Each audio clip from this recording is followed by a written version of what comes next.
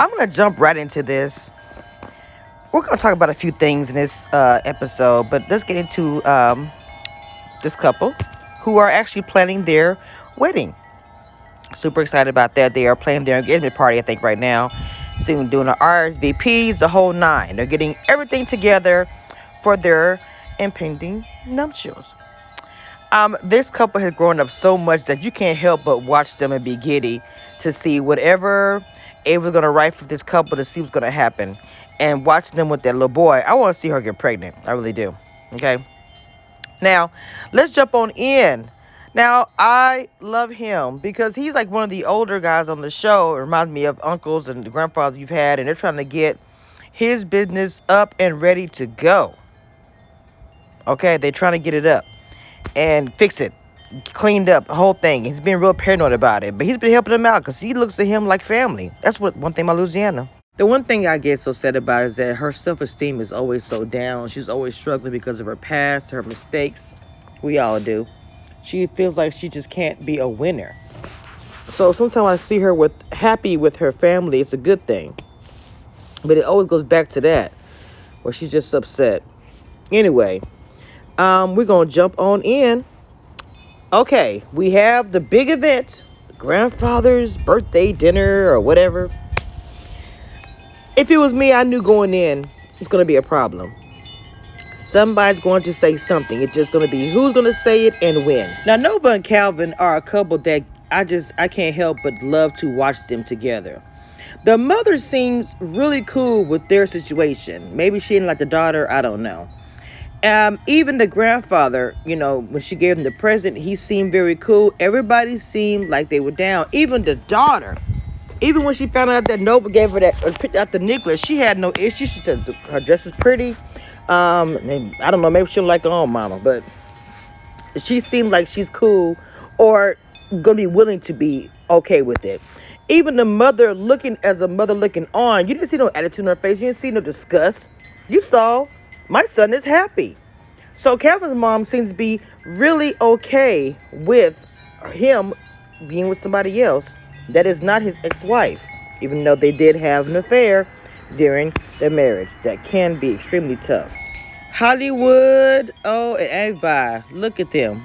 That couple, I'm happy, are still rocking, okay? I think he said 9 years. I'm saying myself, they've been together, their couple, on the characters. 9 years, child? Anyway, she gave him a gift I thought was so cute to go with Hollywood's opening and everything. See, this is all pre-COVID. I love how Ava wrote this, where it's like COVID-19 is happening in real time at this time. Why it's, the writing that she's doing with it was just amazing. Because I kept on saying, I don't see anything about COVID-19, but it was like small things here and there coming in. So they're preparing for his grand opening, celebrating their anniversary, living life. It's just the same way we were last year. Just living life and not really worried about a pandemic. Okay? So they're preparing and going back to the past when they first met. I thought that was a really cute idea. And he wants to, I guess, recreate their very first date or the first time that they met and how she went off on him. He's always loved her fire. He's always loved the way she just told him what it was. He didn't want a weak woman, and Aunt Vive is not that at all. So as they drink champagne and plan everything out, Charlie is getting ready at the HBCU.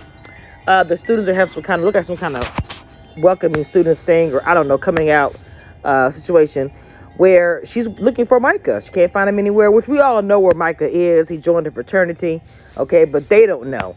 And a lot of times fraternity, when the kids join it, the parents, family, no one knows, not even friends, no one knows they're joining a fraternity. So he's been doing this whole entire time and doing his schoolwork. That's why he's been too busy to do anything. So when they all come out, we already know he's behind it. Okay, they took some scenes from Drumline and all that crap too, but it is what it is. But he's up there doing it. Alpha, bye. And this particular one he chose has a reputation. I didn't think the parents were going to have any kind of issue about it. But anyway, so it's a reveal time. At this time, they reveal who they are to the school.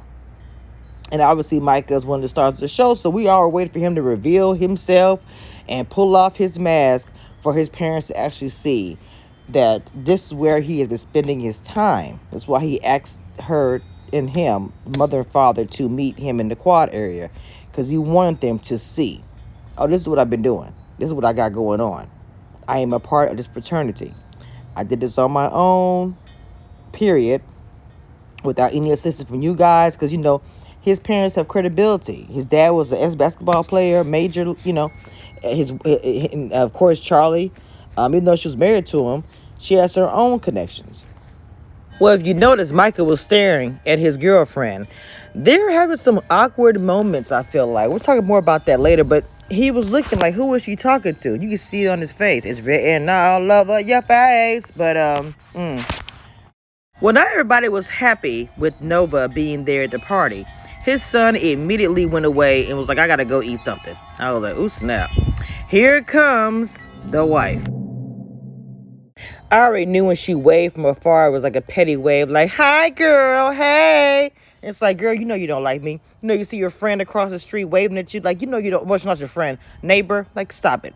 So she walks over, she lays into them. Oh, you broke up a family, all of that, this and the third. And I was like, okay, what's going to happen? She was like, you better watch it. You better be very, very careful, because the things that she was saying, a very hurt and bitter wife will say these things to say, oh, he's only with you because you're a fetish. He wants the girls usually a little bit bigger, with the big old, being completely outlaw. Oh, well, he does like a black girl, the blacker the berry. I thought she was going to go in and say that. She literally was just telling her everything that a woman that is having an affair with a white man does not want to hear. I'm just being honest. Like I said, she is hurt and upset. She was married to him, and she does feel like that she broke up her marriage. And she handled it very well, because I would have, but like I say, I don't know. You're in an environment where they're going to assume that you're going to act crazy. She was baiting her, I felt like.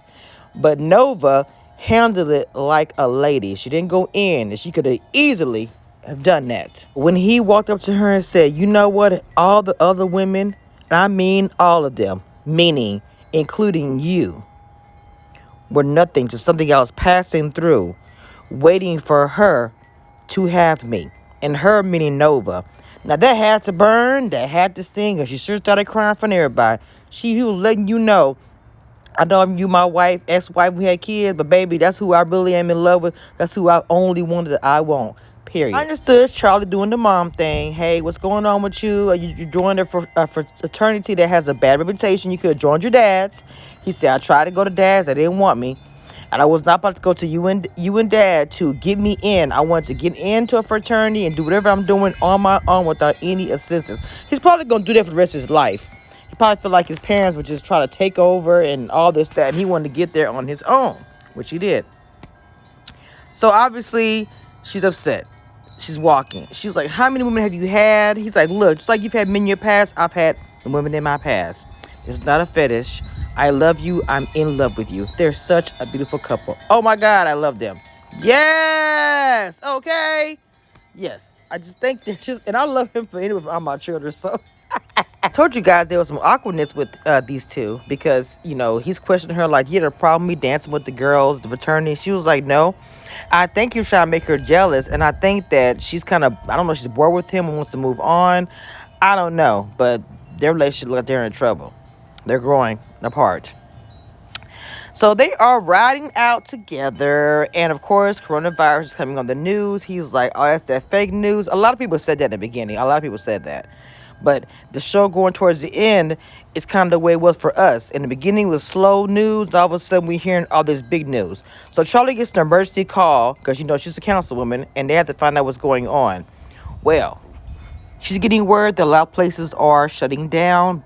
Businesses are shutting down. And now it's so funny when they said 2 weeks. Because they told us the same thing. Oh, yeah, just 2 weeks. So she has to call around and tell people that, of course, she's close to, like, look, things are changing. We got to be prepared.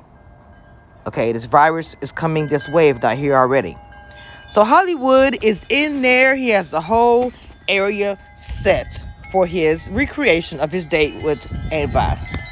Okay, that present she gave him was so clean. I love it. I think it was the one that lights up. Okay, there we go, right there. That's like it clean. Okay, So he seems very happy. Got the R&B music playing. Everything is going according to plan. And here she come. I was like, oh, okay, AT. She came through, baby. I was like, dang. Let me tell you.